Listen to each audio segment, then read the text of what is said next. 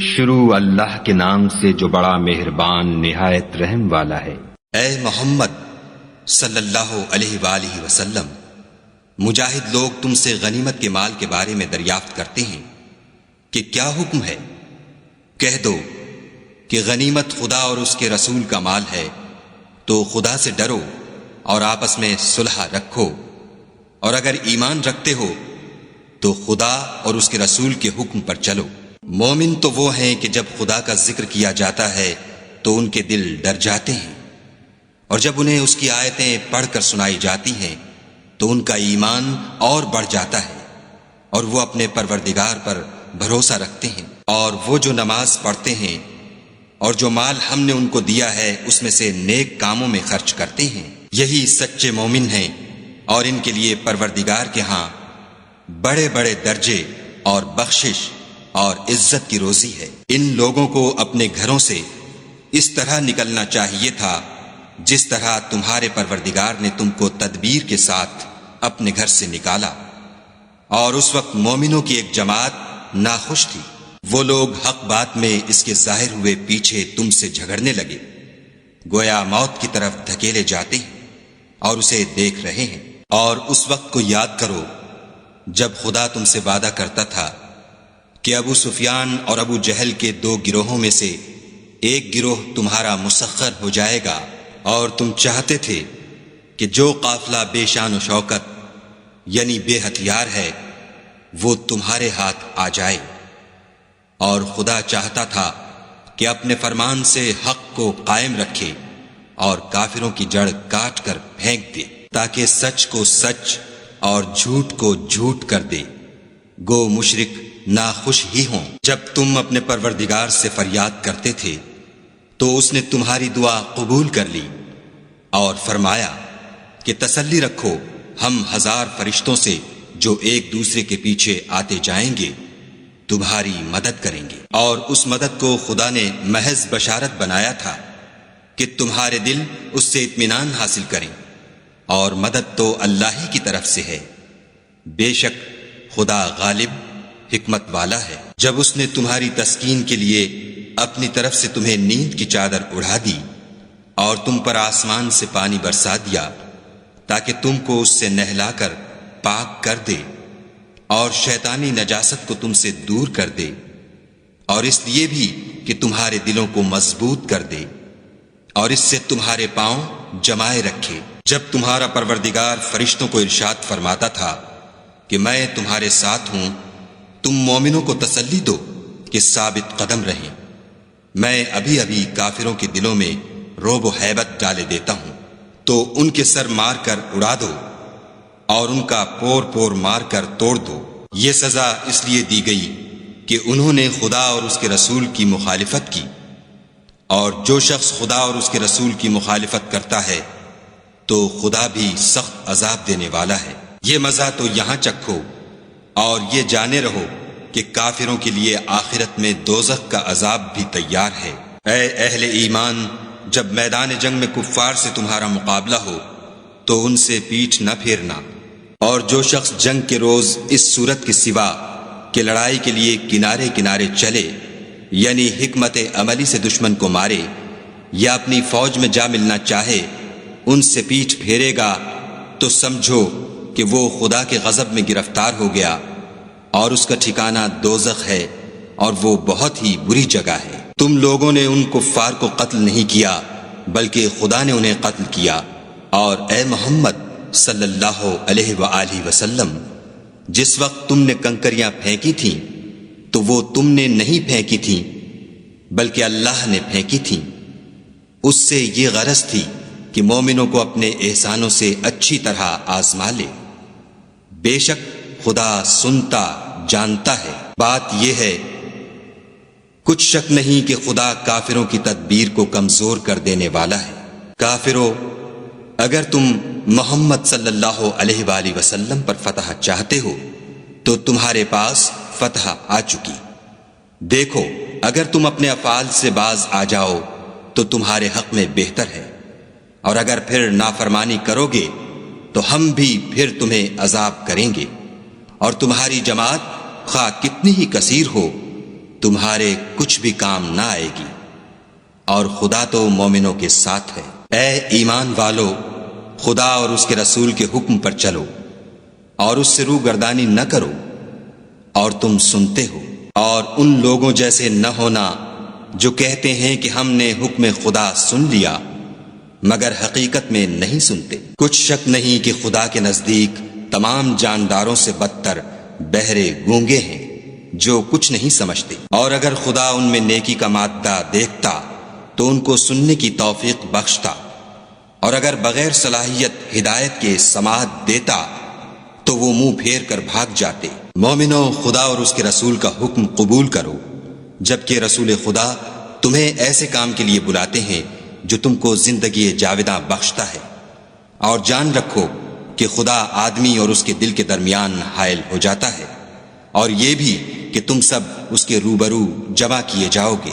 اور اس فتنے سے ڈرو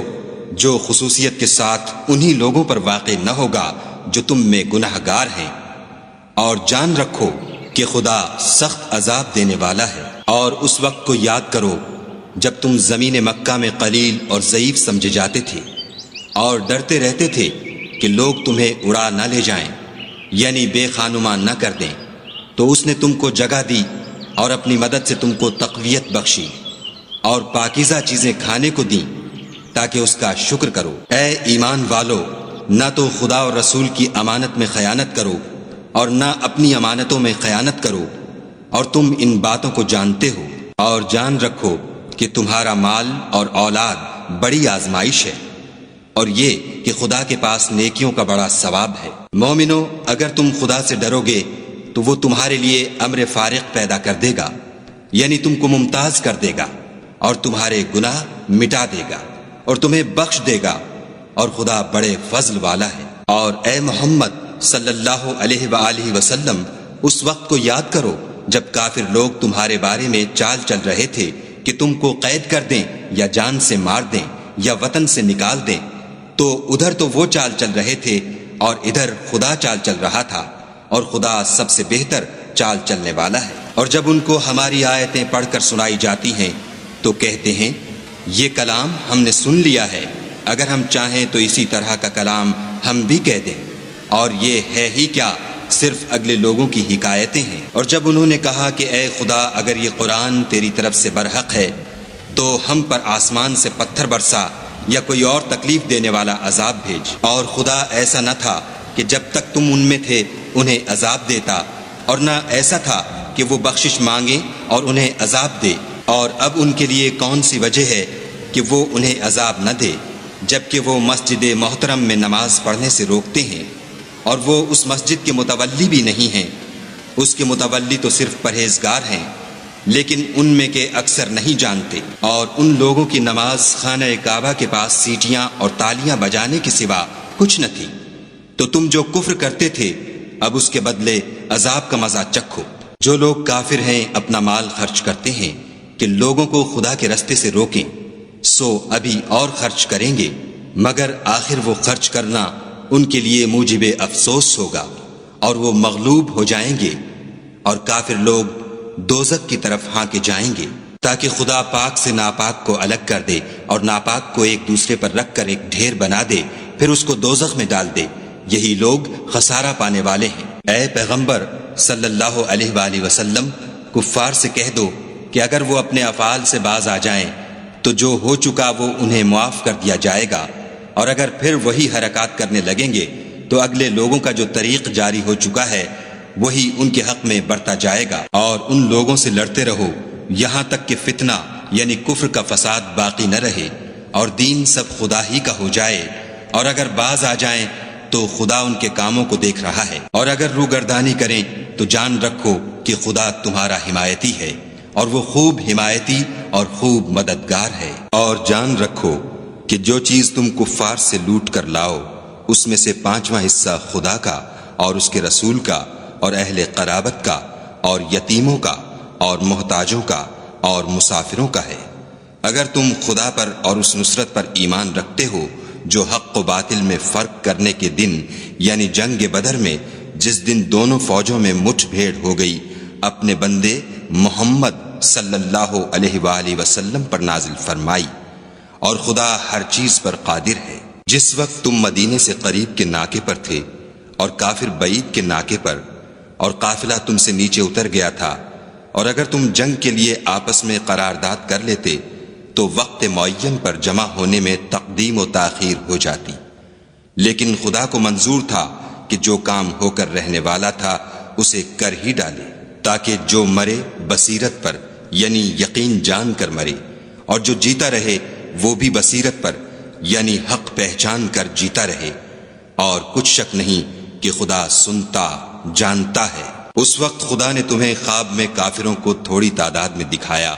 اور اگر بہت کر کے دکھاتا تو تم لوگ جی چھوڑ دیتے، اور جو کام درپیش تھا اس میں جھگڑنے لگتے، لیکن خدا نے تمہیں اس سے بچا لیا، بے شک وہ سینوں کی باتوں تک سے واقف ہے۔ اور اس وقت جب تم ایک دوسرے کے مقابل ہوئے تو کافروں کو تمہاری نظروں میں تھوڑا کر کے دکھاتا تھا، اور تم کو ان کی نگاہوں میں تھوڑا کر کے دکھاتا تھا، تاکہ خدا کو جو کام کرنا منظور تھا اسے کر ڈالے، اور سب کاموں کا رجوع خدا ہی کی طرف ہے۔ مومنوں، جب کفار کی کسی جماعت سے تمہارا مقابلہ ہو تو ثابت قدم رہو، اور خدا کو بہت یاد کرو تاکہ مراد حاصل کرو، اور خدا اور اس کے رسول کے حکم پر چلو، اور آپس میں جھگڑا نہ کرنا کہ ایسا کرو گے تو تم بزدل ہو جاؤ گے اور تمہارا اقبال جاتا رہے گا، اور صبر سے کام لو کہ خدا صبر کرنے والوں کا مددگار ہے۔ اور ان لوگوں جیسے نہ ہونا جو اتراتے ہوئے یعنی حق کا مقابلہ کرنے کے لیے اور لوگوں کو دکھانے کے لیے گھروں سے نکل آئے اور لوگوں کو خدا کی راہ سے روکتے ہیں، اور جو اعمال یہ کرتے ہیں خدا ان پر احاطہ کیے ہوئے ہے۔ اور جب شیطانوں نے ان کے اعمال ان کو آراستہ کر دکھائے اور کہا کہ آج کے دن لوگوں میں کوئی تم پر غالب نہ ہوگا اور میں تمہارا رفیق ہوں، لیکن جب دونوں فوجیں ایک دوسرے کے مقابل صف آرا ہوئیں